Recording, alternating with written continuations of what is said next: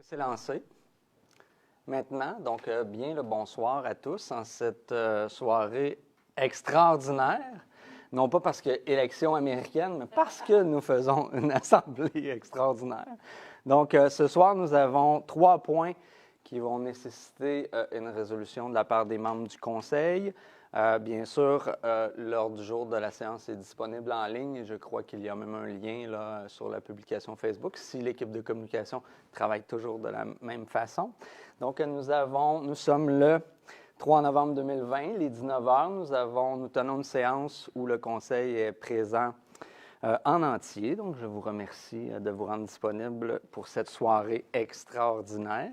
Nous voulons nous dépêcher, malgré mon long préambule, à aller suivre les élections américaines. Donc, espérons un résultat qui sera bénéfique pour tout le monde. Je parle bien sûr de l'Assemblée extraordinaire et non pas des élections. Donc, je vous amène tout de suite à l'adoption de l'ordre du jour, 1.2, donc tel que proposé. Ça prend quelqu'un qui propose, s'il vous plaît. Isabelle Lapointe, je propose. Christiane Wilson, je l'appuie. Merci beaucoup. Donc, je tourne mes pages. Donc, bien sûr, il y a eu constatation. C'est une procédure lorsqu'il y a assemblée extraordinaire. Il y a constatation par les membres du conseil municipal de l'avis de convocation. Ça a été fait, je crois, vendredi ou jeudi dernier. Donc, la procédure, c'est de récolter la signature de tous les membres du conseil qui autorisent donc la possibilité de tenir une assemblée extraordinaire. Tout le monde a signé. Et c'est une procédure qui est régie par l'article 323 de la loi sur les cités et villes. Période d'intervention réservée aux élus. Est-ce que quelqu'un voulait intervenir à une semaine de l'Assemblée ordinaire pour une intervention aux élus? Bien sûr, tout le monde peut intervenir avant le vote de ce soir. Donc, ça va. Est-ce qu'il y a une période d'intervention du public relativement au sujet de l'ordre du jour? Donc, concernant les 3 points de ce soir uniquement, donc ne me demandez pas mes allégeances politiques américaines, je n'y répondrai pas. Mais pour les points à l'ordre du jour, s'il y a des questions avant la tenue du vote, merci de les poser et d'utiliser la voix de Mme Saint-Pierre-Desjardins. Nous n'avons pas reçu de courriel pour cette séance-ci et je n'ai pas de commentaires, questions sur Facebook pour le moment. Merci. Donc, ça nous amène au point, je n'ai pas mes points sur mon papier. Au point 3.1, adoption du second projet de règlement numéro 3001-2020-12, modifiant le règlement... Non, tu n'es pas dans le bon. T'es à la semaine prochaine, Isabelle. Oui. Donc, je reprends ma lecture. Modifiant le règlement de zonage numéro 3001 tel qu'amendé afin de modifier plusieurs dispositions, camping, hébergement touristique, habitation unifamiliale isolée, kiosque, fruits et légumes. Considérant que l'avis de motion a été donné le 8 septembre dernier par Mme Danielle Derèche, considérant l'adoption du premier projet de règlement le 8 septembre 2020, considérant l'avis public affiché et publié le 25 septembre 2020 sur le site Internet de la Ville, annonçant la tenue d'une assemblée de consultation publique, considérant que le 2 octobre 2020, l'arrêté ministériel 2020-074 du ministre de la Santé et des Services sociaux a remplacé l'assemblée de consultation publique par une consultation écrite, considérant la tenue d'une consultation écrite du 25 septembre au 2 novembre 2020. J'en profite ici pour faire un aparté parce que nous aurions pu tenir la tenue du vote là, à la séance ordinaire d'octobre et nous avons pris la décision de prolonger la période de consultation écrite, ce qui a été bénéfique. Nous avons reçu quelques commentaires. J'en ferai mention un petit peu plus tard. Considérant que plusieurs commentaires ont été reçus par la Ville suivant la publication de l'avis à toute personne qui désirait transmettre des commentaires à propos de ce projet de règlement, considérant qu'à la suite de l'analyse des commentaires reçus, le Conseil municipal souhaite apporter des changements au projet de règlement. Donc, il faut lire ici que le Conseil municipal a tenu compte des commentaires et il y a quelques modifications dans le règlement qui vont être proposées ou soumises au vote. J'en ferai la lecture un peu plus tard.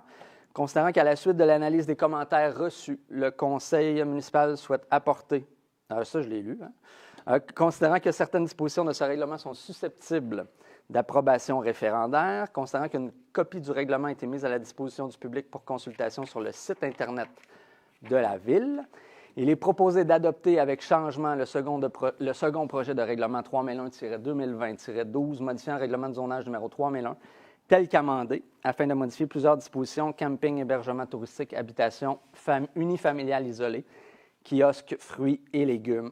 Oui, c'est ça, et légumes.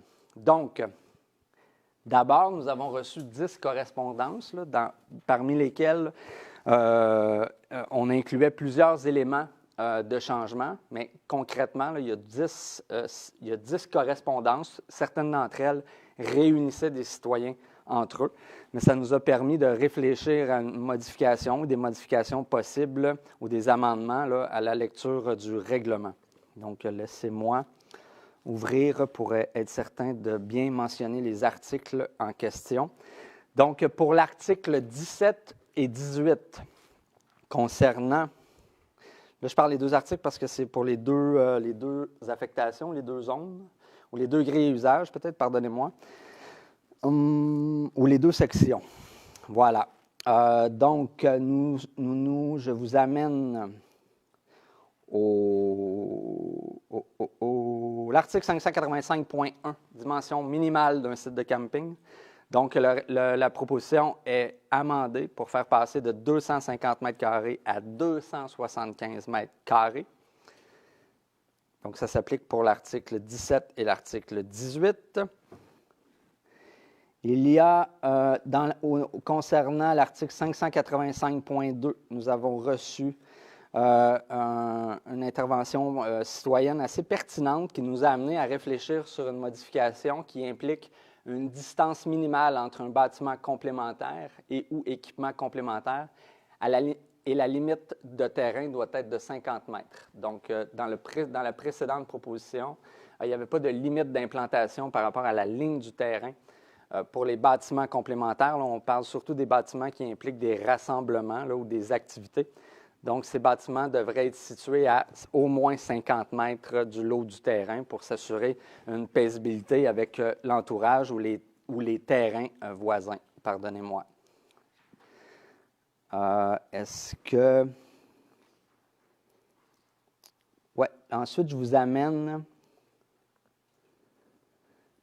à l'article 586, donc aménagement d'une zone tampon pour un terrain de camping.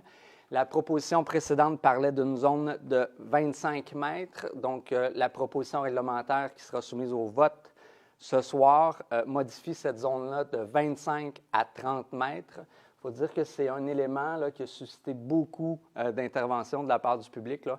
On a reçu à peu près toutes les distances, là, entre 125 mètres et 25 mètres. Donc, le Conseil a décidé de bouger en ce sens-là et d'ajouter ou de prolonger, là, ou d'allonger plutôt, le 30 mètres pour la zone tampon. Il n'y a pas de modification au niveau de l'écran végétal, donc toujours 2 mètres au niveau des arbres plantés avec une plantation qui contient 50 de conifères et de feuillus. Ensuite, est-ce que j'ai fait le tour? Non, il resterait l'éclairage. Donc, on ajoute un paragraphe à l'article 587.2 de l'article 17, et c'est la même chose qui va se répéter pour l'article 18. Donc, tout projecteur destiné à l'éclairage d'un terrain de camping doit comporter un écran assurant une courbe parfaite du faisceau de lumière par rapport à tout point situé à l'extérieur de la propriété, de manière à ce qu'aucun préjudice ne soit causé à la propriété voisine et de façon à ce que la lumière émise par le système d'éclairage ne soit source d'aucun éblouissement sur la voie de circulation. Donc, ça fait le tour des changements qui ont été considérés par le conseil municipal. Donc, suivant ma lecture, ça prendrait quelqu'un qui propose ces changements-là. Sandra Mercier. Daniel Doré, je seconde. Merci beaucoup. Est-ce que, M. Beauséjour, vous m'avez signifié précédemment que vous vouliez vous opposer? Est-ce que vous maintenez votre position? Oui, je m'oppose toujours. Je peux changer d'idée. Mais je pourrais prendre peut-être une bien minute. Sûr. J'aime toujours bien, dans la vie de tous les jours, à chaque fois que je prends une décision, je l'explique pourquoi, puis je ne changerai pas d'idée ce soir. Juste un instant, avant de vous lancer là-dessus, Est-ce que vous voulez que vos raisons soient consignées dans le procès-verbal? Ça ne me dérange pas. Donc, M. Laurent-Taillefer de le prendre en considération. C'est ça, dans le fond, pourquoi je m'oppose directement. Bien, il y a certaines clauses que... Bon, la première des choses, avant même de parler de certaines clauses que je trouve un petit peu dommage dans tout le processus, c'est que je trouve que peut-être que la position de la Ville est une réaction à un dépôt de projet. Ce que j'aurais aimé peut-être si on l'avait fait en 2019, ça ne serait pas survenu. C'est un peu dans le cas qui nous est exposé présentement. C'est vraiment ça qui me chicote un petit peu. Puis je trouve que la réglementation, sur beaucoup de points, elle a quand même beaucoup de sens. Puis c'est bien, puis ça va bien protéger les citoyens actuels de la ville, de futurs projets de développement qu'ils pourraient avoir sur le territoire de la ville de Saint-Colomban, sans doute.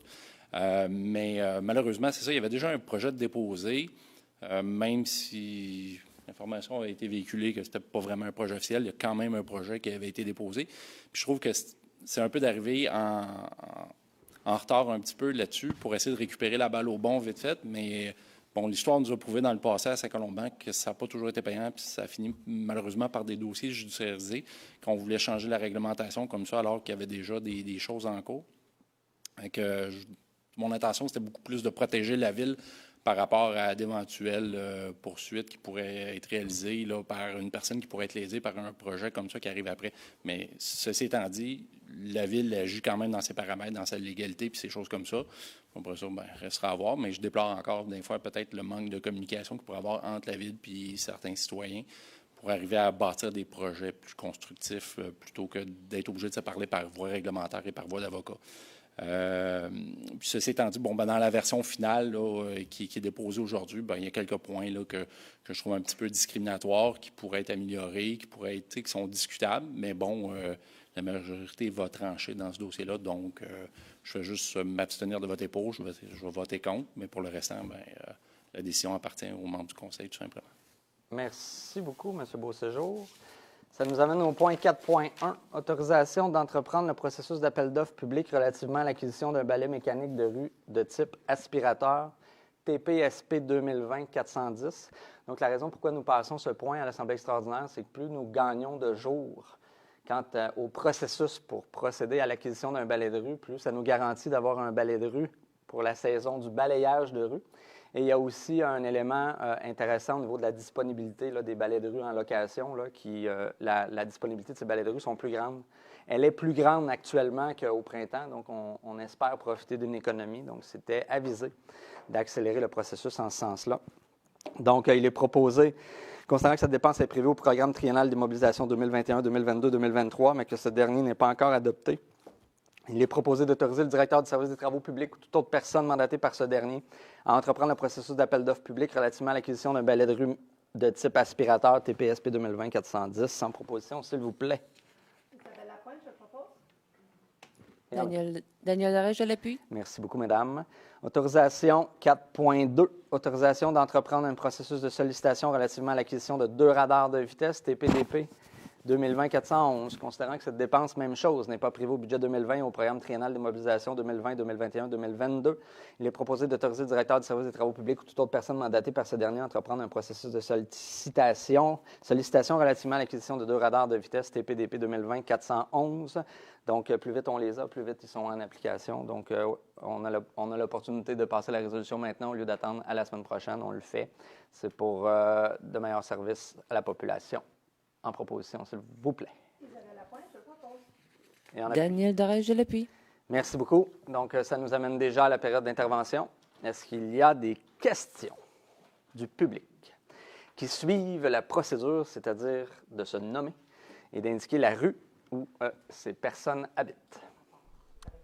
Oui, bonsoir. On a 2 questions sur Facebook. La première de Sabrina Hogg de la montée de l'Église qui demande « Pensez-vous faire un tronçon de piste cyclable sur la montée de l'Église pour rejoindre les 2 quartiers, soit de Desjardins à Boisé-Vermont? Merci. » C'est pas la première fois que j'entends ça. Comme vous comprendrez, il y a des permissions à obtenir du MTQ, mais c'est des projets qui sont je dirais pas dans la machine à saucisses, ce serait trop précipité, mais clairement, avec le prolongement de Boisé-Vermont, il y aurait un intérêt absolument de générer un lien cyclable des 2 côtés de montée de l'Église, et ce sera à nous à le faire valoir auprès du MTQ dans nos prochaines rencontres.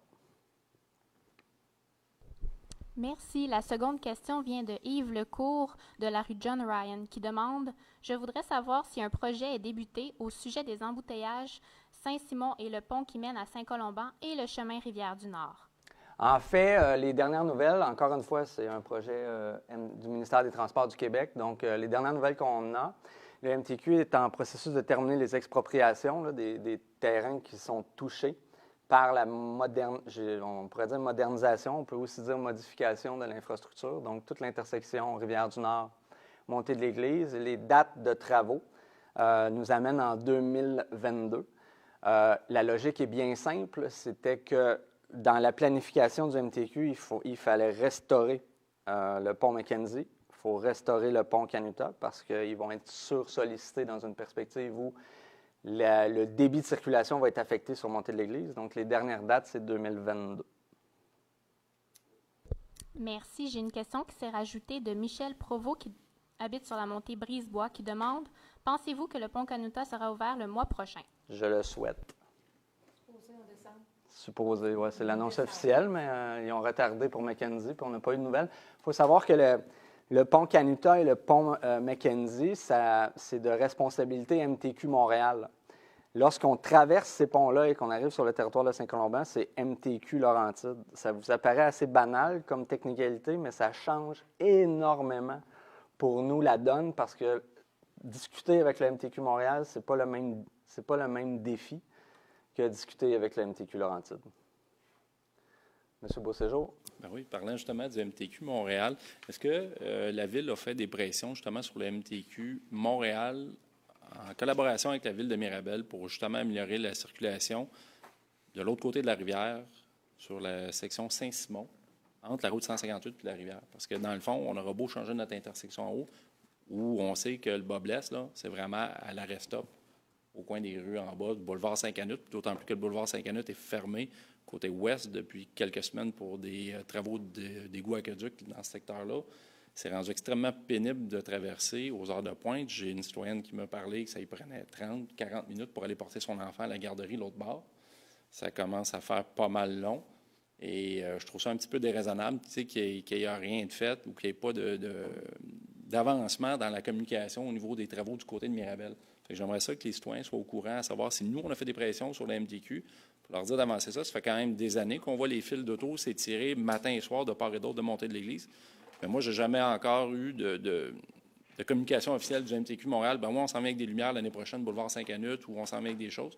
Tout ce que j'ai entendu, c'est des conseillers de la Ville de Mirabel qui nous disent, ben peut-être que vous devriez en payer une partie des travaux à Mirabel, mais à part ça, je ne vois pas, là. Puis j'aimerais ça que les citoyens soient mis au courant parce que beaucoup de gens qui sont dans les districts là, bordant la montée de l'Église ont à subir ça à tous les jours. Puis d'autant plus que l'autre pont est fermé, c'est toujours plus long à chaque jour pendant encore un bout de temps. Fait qu'au moins d'avoir une mise à jour puis savoir s'il y a un horizon là, de quelques mois ou années. Quels conseillers municipaux vous approchent pour demander une participation financière de la Ville de Saint-Colomban? Bon, ça, c'est moi plutôt qui les ai approchés, mais c'est des gens qui m'ont dit ça, qu'ils aimeraient ça qu'on participe, mais évidemment que c'est le territoire de la Ville de Mirabel, exact. Donc c'est de leur responsabilité. Nous, tout ce qu'on peut faire, c'est encourager les commerçants de Saint-Canute puis leur verser 50 % de leur chiffre d'affaires comme bons citoyens de voisinage, puis c'est à eux à prendre ces taxations-là pour, après ça, offrir une offre de service à la hauteur des besoins du débit de la route pour alimenter les commerces adéquatement, mais... Ça, la balle est dans leur camp, là, dans le fond. Comme vous l'avez dit un petit peu, l'ensemble des travaux qui sont à faire sur le chemin Saint-Simon sont sur le territoire de Mirabel. Ça, c'est sans nul doute. Mais c'est de responsabilité MTQ. Ce qui avait été fait précédemment, c'était des modifications sur la 158 et une présentation de projet de modification sur la 158 et sur le chemin Saint-Simon que Mirabel voulait assumer. Donc, il voulait assumer les coûts. Donc, il s'engageait finalement à payer à la place du MTQ pour modifier là, certaines opérations. Je pense que ça a fait l'objet d'un appel d'offres public. Si je ne m'abuse, c'était un petit peu avant la pandémie là, de mars dernier. Je crois comprendre que la pandémie a peut-être eu un impact sur le calendrier de réalisation des travaux. Ceci dit, je pense que l'on fait confiance au MTQ dans leur prise de décision, dans le sens que si ils décident d'autoriser des travaux, il faut que ces travaux-là aient un sens sur l'ensemble de la portion de la route. Donc, par exemple, si on autorisait des travaux à l'intersection 158, chemin Saint-Simon, et d'autres rues là, en amont là, pour se diriger vers le nord, vers Saint-Colomban, ça apparaît insensé qu'ils installent des feux de circulation et qu'ils ne touche pas à l'intersection boulevard Saint-Canute, chemin Saint-Simon. Et en ce sens-là, moi, je fais confiance au MTQ. Ils vont être capables de prendre la bonne décision en ce sens-là pour s'assurer finalement que le flux de circulation soit respectable. Bon, la question va éteindre. Quand? C'est pas dans mes mains. Moi, j'ai une question. Pouvez-vous la poser, la question au MTQ Montréal? Ça serait intéressant d'informer la population, de savoir quand est-ce que les bouchons vont cesser soir et matin. Mais en même temps, M. Beauséjour, je pense que, allez-y, Mme Lapointe, je pense. Non, puis c'est pas à l'ordre du jour non plus, on pourra en reparler, mais je me questionnais aussi parce que, bon, on est peut-être les seuls qui passent par là à tous les jours, là. Au niveau du service de police, comme on le partage avec Mirabel, est-ce que, parce que ça arrive souvent que le service de police sont sur place pour vérifier les ceintures, les cellulaires, est-ce qu'il ne pourrait pas y avoir, quand il y a un débit, est-ce qu'on ne pourrait pas suggérer à la police de Mirabel qui nous dessert aussi de peut-être, tu sais, quand il n'y a pas, étant donné que le boulevard Saint-Canute est fermé vers la chute. On peut suggérer, c'est le genre de choses qu'on peut suggérer. On peut, tu sais, faites le trafic puis laissez passer plutôt que les gens fassent. Mais souvent, ce qu'on a constaté pendant la période des inondations, c'est que les gens, ils ne sont pas habitués à un comportement ou à une gestion de l'intersection de cette façon-là, fait que ça ne générerait pas nécessairement une meilleure fluidité. Okay. Ça vient du service de police, puis moi, je l'ai vu là, sur le terrain. Là, les gens, Parce ils hésitent. Le Tu sais. stop passé aux 4 points, Oui. ça monte, là. Exact, c'est pour ça que. C'est ça. vraiment ce tronçon-là entre la 158 et le 4 points, c'est ça qui est problématique. Exact. Donc. Bien sûr. Donc, est-ce qu'il y a d'autres questions? Oui, j'ai des questions qui se sont rajoutées. D'accord. Une de Mme Valérie Gravel sur la rue du Grenat qui demande « Est-ce qu'il y a une possibilité de communiquer avec la Ville de Mirabel pour faire une demande de modification de feu de circulation coin 158 du Puy ou Aréna à Saint-Canute, qu'il y ait une priorité de virage vers la gauche sur la 158? » C'est en fait, c'est juridiction MTQ. Donc, je pense qu'il faudrait faire la demande auprès du MTQ. Mais ça, j'invite les citoyens à le faire. Là. Nous ne sommes pas sur notre territoire. Ils ont la même légitimité qu'un maire de ville là, quand on fait une demande comme ça. Là. Parce que c'est une demande officielle, puis s'il y a un surplus de demandes en fonction de ces exigences-là, probablement que le MTQ vont analyser, mais il faut savoir que tout est calibré. Là. Le temps des feux, avec les prochains feux qui sont au boulevard Saint-Canute. Donc, mais rien n'empêche d'en faire la demande. La dernière question est de Mme Maude Reich sur la rue de l'Aigle qui demande « Est-ce que le projet du camping Bonnybrook est un projet actif? Quelles sont les prochaines étapes dans ce dossier? » La dernière chose que la Ville de Saint-Colomban a soumis aux promoteurs était une liste de questions, donc aux propriétaires du terrain. Nous sommes toujours en attente de la réponse de cette communication-là. Donc, pour ce terrain-là, ou pour le projet là, camping. Mais sinon, pas d'autres étapes. Là. Ça fait, donc, entre le mois dernier où j'en ai fait mention et aujourd'hui, il n'y a pas d'autres étapes. Il y a eu des rencontres avec le propriétaire, mais rien qui concerne concrètement là, je dirais, d'étapes éventuelles là, dans une demande de permis ou c'est ça, des projets d'avancement là, qui mèneraient à une demande de permis pour un projet de camping qui concerne la Ville. D'accord, merci. Ça fait le tour pour les questions sur Facebook. Merci. Est-ce que quelqu'un propose la clôture? Je propose la levée d'assemblée. Christiane Wilson, je l'appuie. Merci. Donc, bonne élection. Même si ça ne nous concerne pas. Bonne visualisation d'élection. À la semaine prochaine, tout le monde, mardi prochain, 19h.